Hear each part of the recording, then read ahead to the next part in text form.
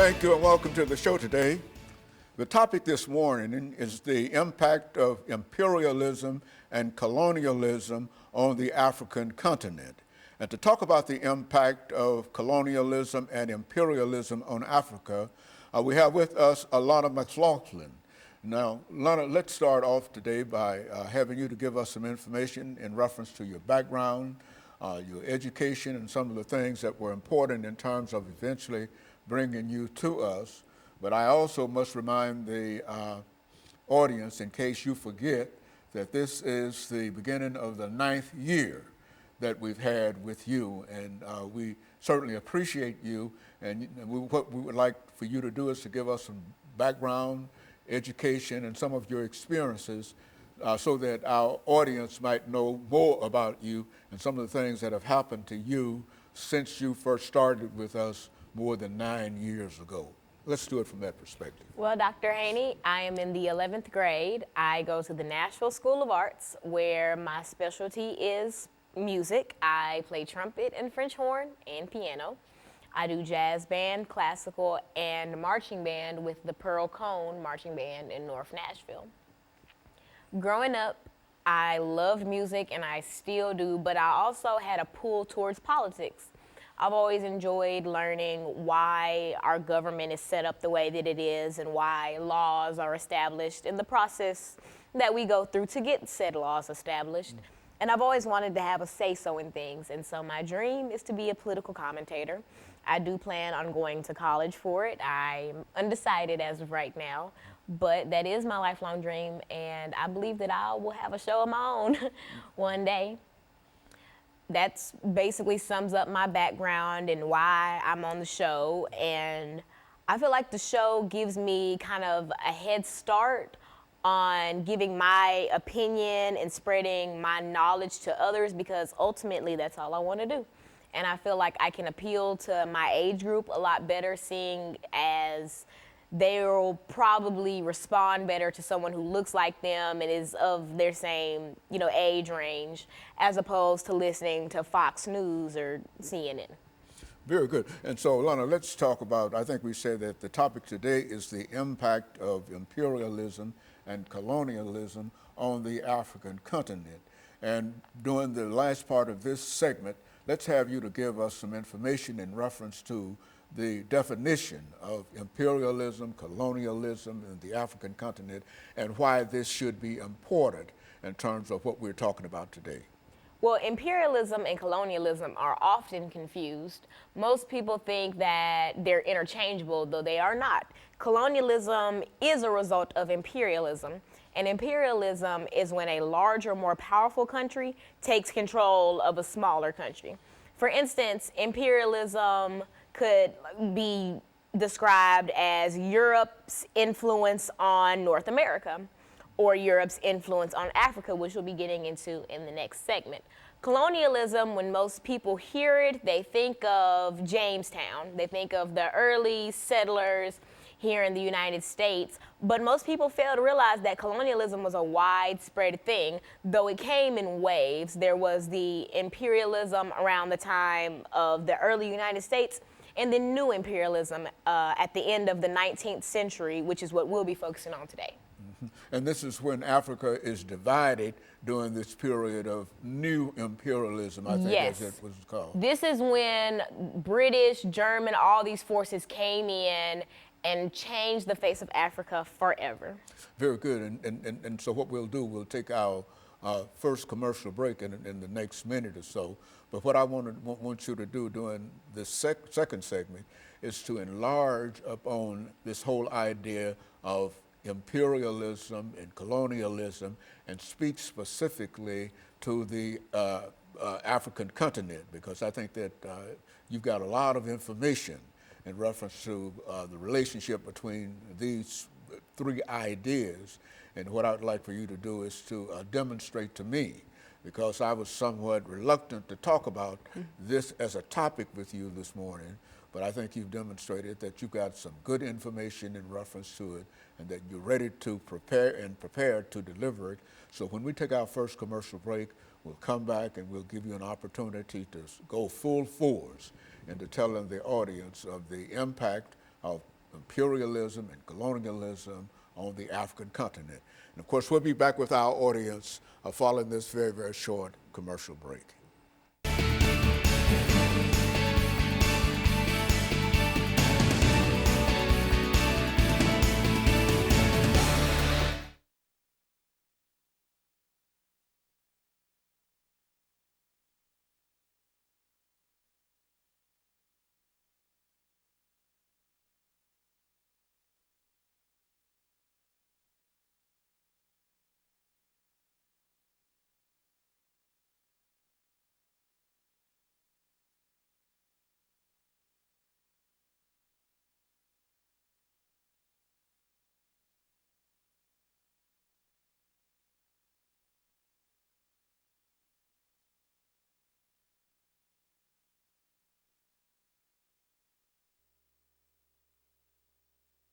Back to the second segment of the show for today, and then we'll talk about the impact of imperialism and colonialism on the African continent.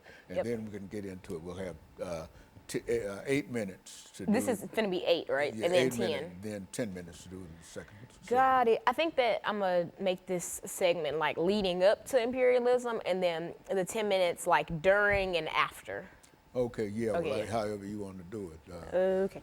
As long as you can keep on doing it and keep on speaking and making noise over there, you don't have any problem. The only problem with the television is when it goes silent. Nobody says anything. See, because that's you when don't have that problem with me. People stop and look, start around. They'll be listening in bed, and they sit up. And it's gone silent. So Oh, television don't go silent. No talk show. But I think this is a good show. It's demonstrating you got some knowledge and some information that. Did you hear my neck pop? What? Did you hear me pop my neck? Was that your neck? Yeah. I thought that was you. Let me see. Well, I already did. Did you pop it? I was like that. Yeah. Yeah. Well.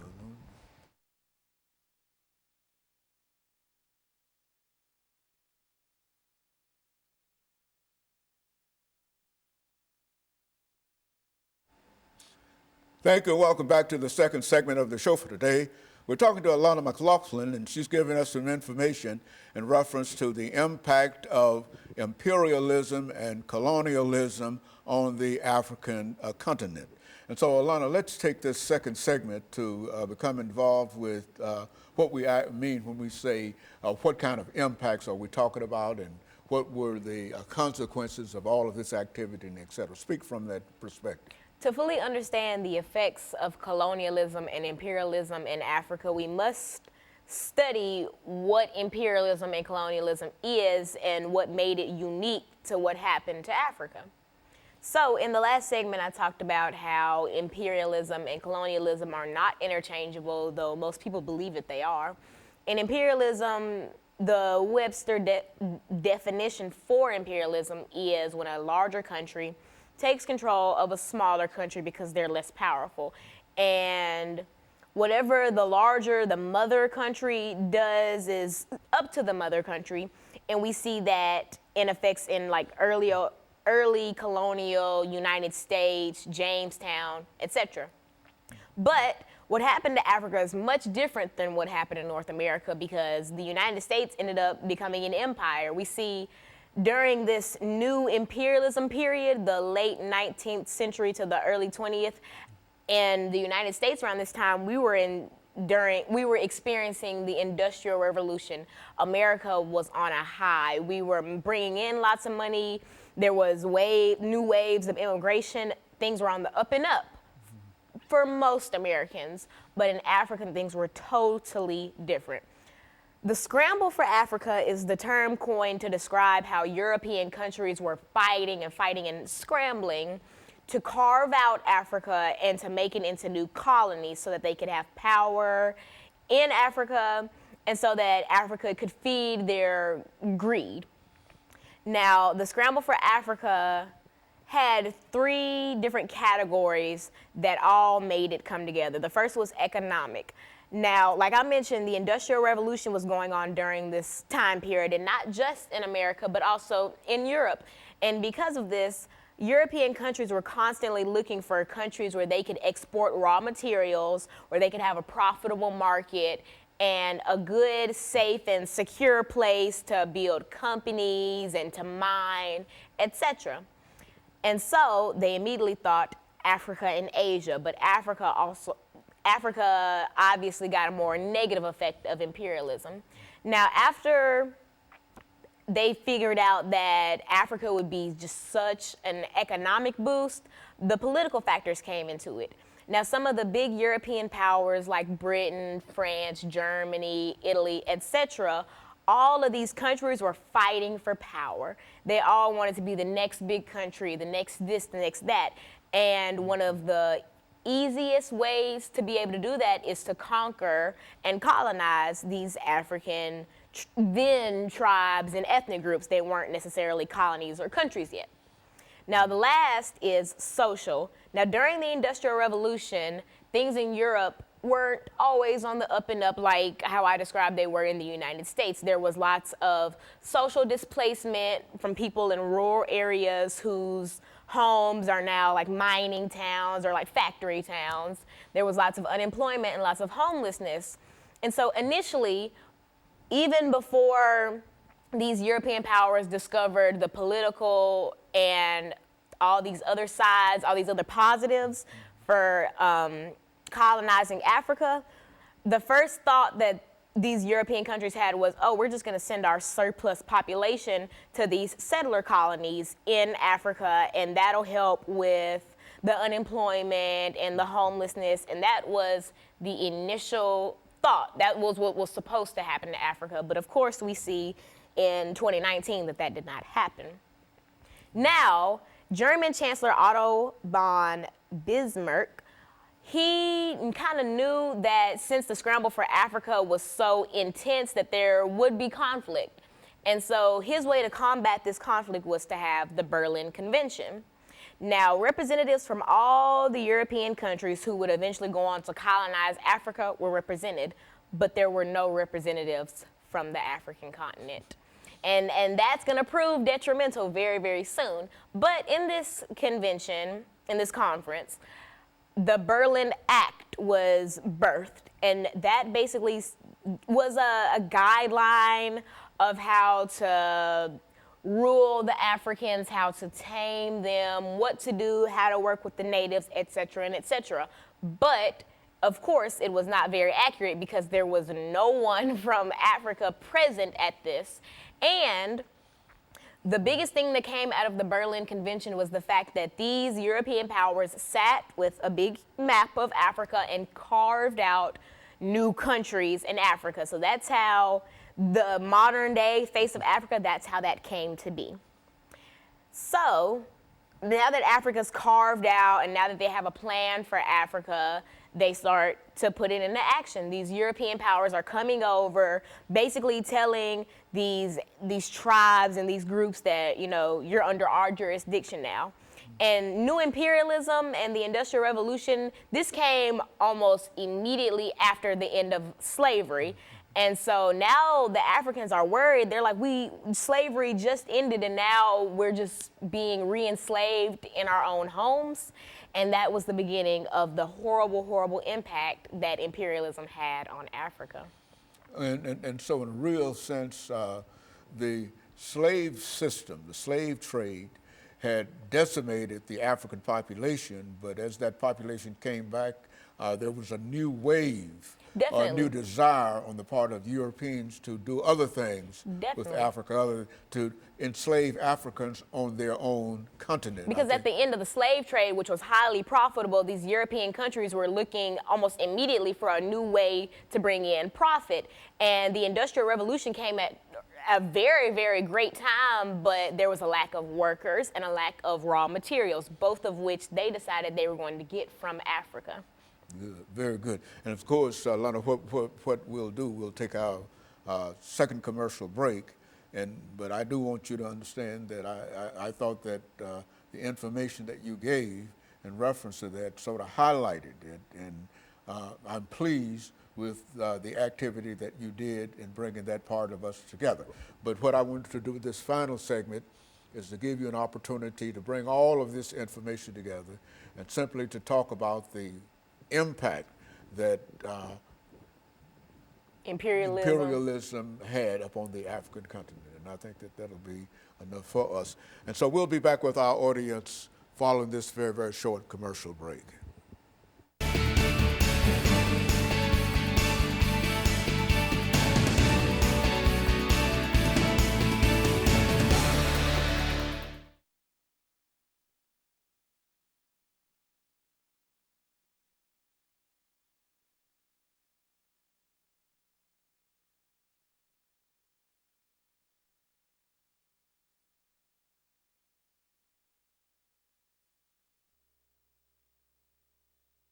Because sometimes I don't have anything to say in reference to it.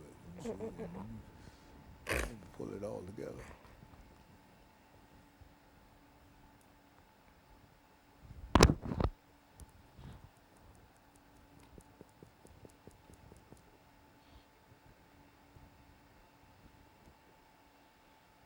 Now, what the next show is? Who? Walker. Walker, is that Walker? What time do you think we'll be done? Around 2? Around 2:30 or somewhere. I gotta be at the church at 5, so we'll come home and then go back.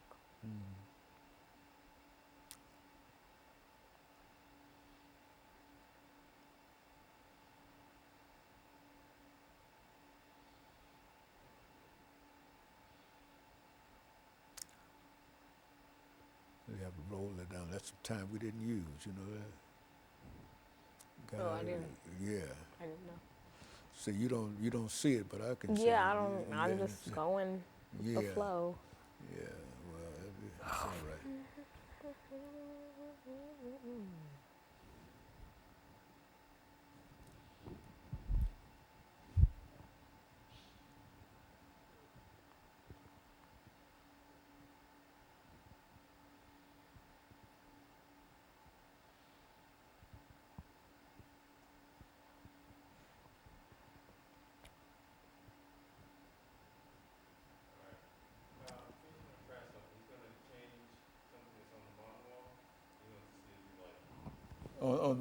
On the wall? Yes. Okay. You like that more? Is it gonna say we'll be right back? Like, this is not the original? no. Okay, so you know how we were having the problem that that big thing was kind of cut off? Well, he just put another one up there. And so now you can see the full comments with Dr. James Haney. So do you want to keep that? Let's keep that. Yeah, let's keep that. Okay, this is the last segment, 10 minutes.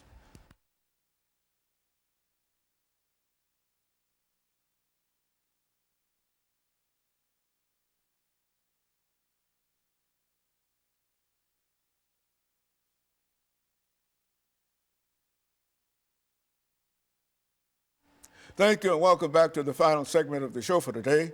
We're talking to Alana McLaughlin and she's given us some information in reference to the impact of colonialism and imperialism, Lana, had upon the African continent. And I think you gave us some excellent information in terms of laying out the conflict that we have to deal with. But let's take the last 10 minutes of this program to give you an opportunity to develop this idea of the impact and the reasons for some of the things that we're talking about here. Now, one of the biggest effects of imperialism and colonialism on Africa was the loss of culture. There was this idea that the Europeans had that, oh, we're the smartest and the most able people in the world, and so everybody should try to be more like Europe. And so after carving out Africa at the Berlin Convention, these powers believed that they were going to take their Western ideals and Western culture and Western language and throw it onto Africa, which in turn stripped Africans of their native tongue and their native clothing and their way of life before they were disturbed. One of the darker effects of imperialism is ethnic conflict. Now, most people, they hear about different African countries that are in civil war or that are just in the dumps, and they hear about it and they believe, oh, Africa, they're just crazy and they're this and that and they need to be tamed. But most people fail to realize that there is a reason why these African countries are in the state that they're in. In 1994, the Rwandan genocide, the Tutsis and the Hutus. Most people don't know that back when Germany had control of Rwanda, a lot of times they had this system of racism and segregation between the Tutsis and the Hutus, and often the Germans would cater more to Tutsis, which really wedged the Tutsis and the Hutus apart. About 30, not even 30, a few years after the end of imperialism, though its effect has never really ended. A few years after the official end of imperialism, we see formal imperialism. Exactly, we see and new imperialism. We see the Rwandan genocide, and most people think, oh, and I'm sure in 1994, the Americans and Europeans who were watching the genocide from the comfort of their homes were just like, oh, these Africans, they need to be tamed and they need somebody to come in and help. But they fail to realize that because of this systematic racism that the Germans put upon the Tutsis and the Hutus, it drove them apart.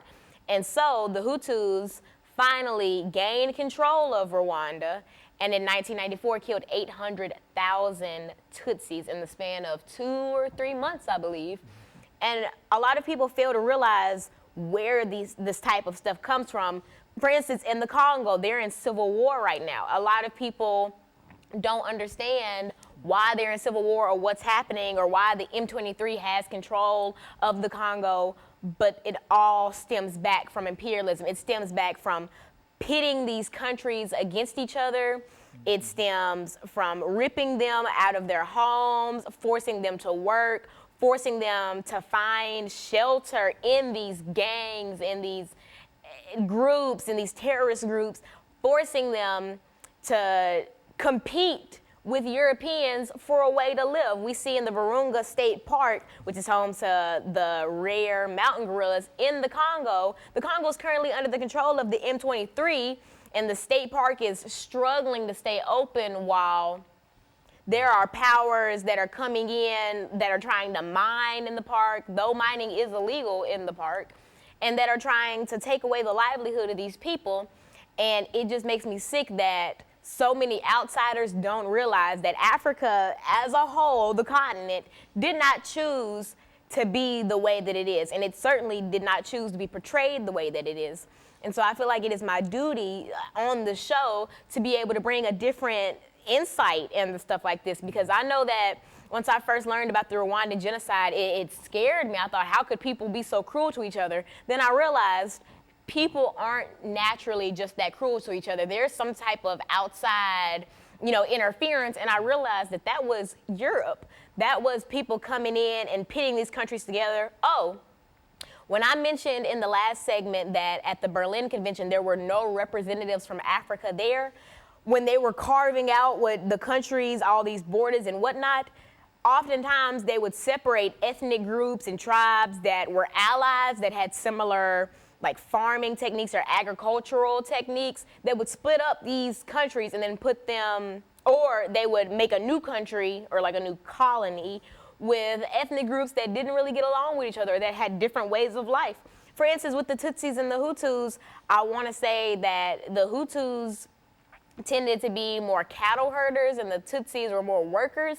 And so Germans would often favor the Tutsis because this was during the Industrial Revolution, and they would put those people in the industries, while the Hutus were people who should have been around more cattle herders and should have been around people who had a similar way of life as them. And all these little things caused major problems. Ethnic conflict is still going on in Africa. There are some conflicts that are still going on from the period of new imperialism. Like I mentioned with Rwanda, a lot of the Hutus who were killing Tutsis in Rwanda fled to the Congo. And now we see that the Congo is in civil war, and it's honestly just it never ends. It's like the domino effect. You know, you come in and you tip this domino, and then all these people are affected, and they go on to affect other people, and it never ends. And so when people say that, European powers need to come in and tame Africans, or when Americans say that they need to be Americanized so that they're civilized and so that they can work together, it's not their fault. It is purely because people came into their home, stole land from them, and left them. They took the raw materials from Africa. They took so much gold, ivory, etc., stuff that they were originally trading, but Europe became greedy and they figured, I don't want to trade, this just should be mine. And so they came and they stole land, they stole culture, they stole resources, and they stole happiness. I mentioned in the last segment that new imperialism and the Industrial Revolution came pretty close after the end of the slave trade. These people were already being uprooted from their homes and shipped overseas to work for people who didn't care about them in the slightest. And now there's another form of slavery, but just from the comfort of their own homes. And that's not right. And I feel like a lot of countries, other continents failed Africa. We as Americans failed Africa because even in 1994 during the Rwandan genocide, it was televised. How did we allow that to go on for 2-3 months, allow 800,000 Tutsis to be slaughtered with clubs and machetes and be beheaded and kidnapped and recruited into all these militant groups? I feel like the country and our ignorance towards the problem honestly allowed a lot of this stuff to go on. And this is not the first instance of America letting something go on. And this is not the first instance of America turning a blind eye to colonialism. We see that with the natives. We took their land, started the reservation policy, and in reality uprooted them from their native lands, tried to Americanize them, and then just left them to fend for themselves. And that obviously had negative effects. And so, Alana, so what you're saying here is that there's been a real difficult problem dealing with Africa as far as the European countries are concerned, and that in a real sense, the European countries